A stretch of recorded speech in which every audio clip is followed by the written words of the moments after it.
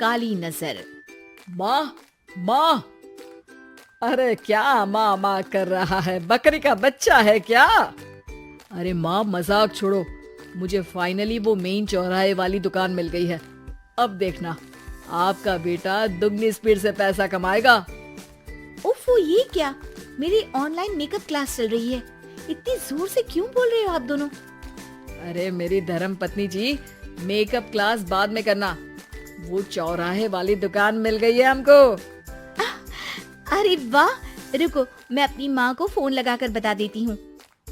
अरे मैं भी अपने रिश्तेदारों को बता देती हूँ। कितनी खुशी की बात है। हाँ हाँ, मैं भी अपने दोस्तों को बता देता हूँ। 1 हफ्ते बाद रजिस्ट्री है। बस, घर में खुशी का मौका था। उन तीनों ने अपने अपने फोन उठाए और लोगों में बात फैलाना शुरू कर दिया। और रही सही कसर श्वेता बहू ने अपने पड़ोस में सबको बताकर कर दी। अरे वर्मा आंटी, अब हम भी जल्दी कार ले लेंगे। घर का रेनोवेशन होगा और ठाट से रहेंगे हम भी। अरे ऐसा क्या हुआ? लॉटरी बाटरी लग गई है क्या? अरे इस बार चौराहे वाली मॉल में हमको भी दुकान मिल गई है।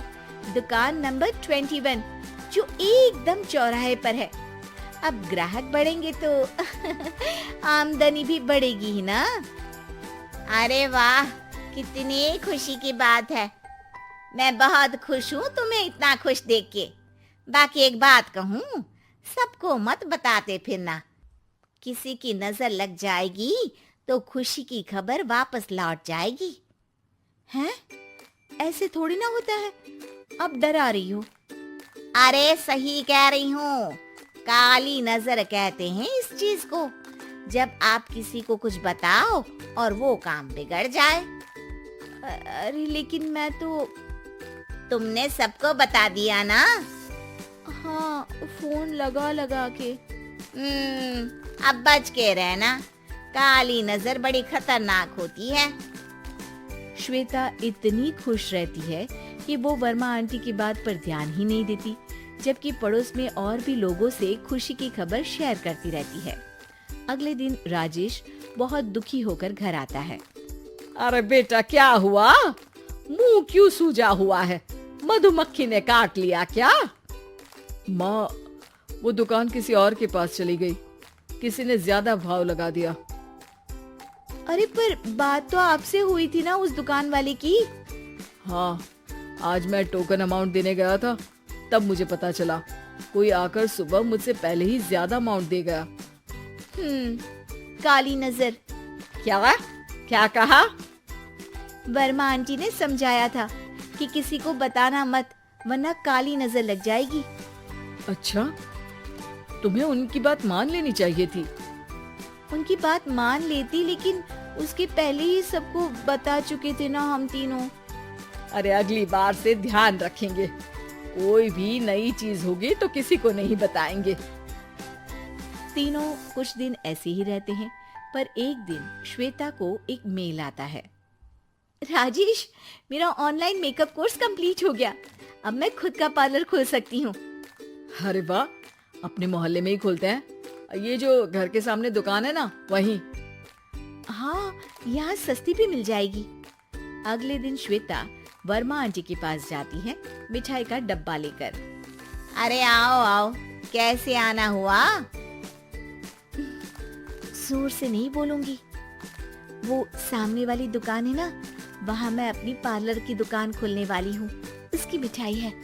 अरे वाह, बहुत बधाई हो तुमको। हाँ, मैं कमाने लगूंगी तो राजेश पर पूरे घर का बोझ नहीं रहेगा ना आंटी जी। ये तो है, पर ये बता कि तूने ये बात किसी और को तो नहीं बताई ना? अरे नहीं नहीं, पिछली बार गलती कर दी थी। काली नजर लगी किसी की और राजेश के हाथ से वो दुकान चली गई थी। सबको मत बताना। चलो मैं चलती हूँ, कल दुकान की बात करने भी तो जाना है। अगले दिन श्वेता दुकान के लिए मालिक से बात करने जाती है। अरे लेकिन दुकान तो हम कल रात को ही किसी को दे चुके हैं। कल ही? हाँ, कल ही। 2 दिन बाद कोई यहाँ पार्लर भी खोल लेगा। अब कहीं और दुकान देख लीजिए। अरे पर हमको भी तो पार्लर ही खोलना था। हाँ भाई, एक ही दुकान है, आधी आधी तो नहीं दे सकता ना मैं। राजेश और श्वेता घर पर हताश होकर आ जाते हैं। इस बार तो किसी को बताया भी नहीं था, अब किसकी काली नजर लग सकती है। सुनो, तुमने माँ को बताया था क्या? अरे कैसी बात कर रही हो, माँ की नजर थोड़ी ना लगेगी। पक्का तुमने किसी को नहीं बताया था ना? सिर्फ वर्मा आंटी को बताया था, उन्होंने ही मुझे किसी को नहीं बताने को कहा। अरे यार, तुम भी सही हो, मेरी माँ को नहीं बताने को कह रही हो, पर वर्मा आंटी को बताना तुम्हें जरूरी लगा। अरे वर्मा आंटी ने ही तो काली नजर के बारे में बताया था ना, वो हमेशा हमारा भला ही तो चाहती है। मेरी माँ भी हमारा भला ही चाहती है। अरे पर चिल्ला क्यों रहे हो, बात नहीं कर सकते क्या आराम से? नहीं आता वो आराम से बात करना, और करना भी नहीं चाहता हूँ मैं। दुकान जाने का दुख गुस्से में बदल गया था और राजेश और श्वेता में बात बंद हो गई थी।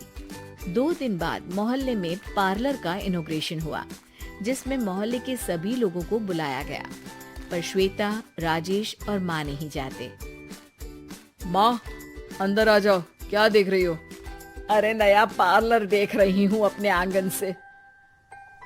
देखो, माँ को दूसरे का सुख देखने में कितना मजा आ रहा है, मेरा दुख नहीं दिख रहा इन्हें। यहाँ मेरा पार्लर भी तो हो सकता था। अरे चुप रहो यार, हर बात में लड़ाई क्यों ढूंढ रही हो? राजेश और श्वेता फिर बहस करने लगते थे।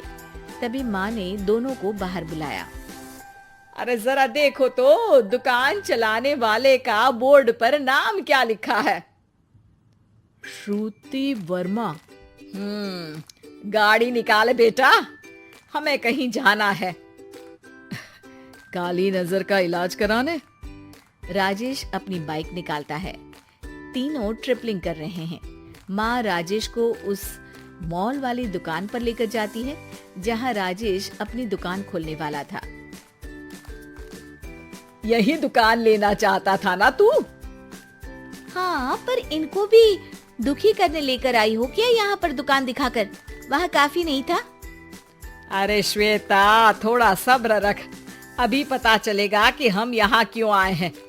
बता, इस दुकान चलाने वाले का नाम क्या है? अनुपम वर्मा। कुछ समझ में आया?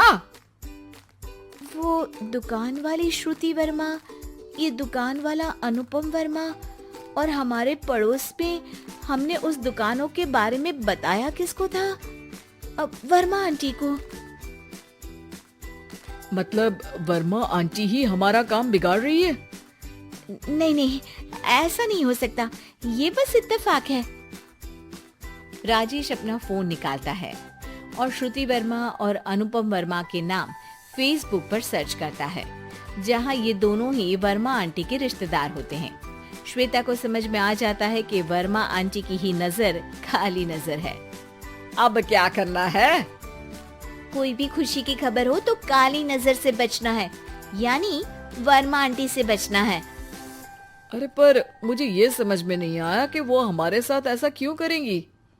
अरे बेटा, एक सीख है, दूर के आदमी को आपकी तरक्की से कम परेशानी होगी, पड़ोसी को ज्यादा। दोनों माँ की बात में हामी भरते हैं और अगला काम चुपचाप करने की कसम खाते हैं, ताकि आगे से वर्मा आंटी कोई काम ना बिगाड़ सके।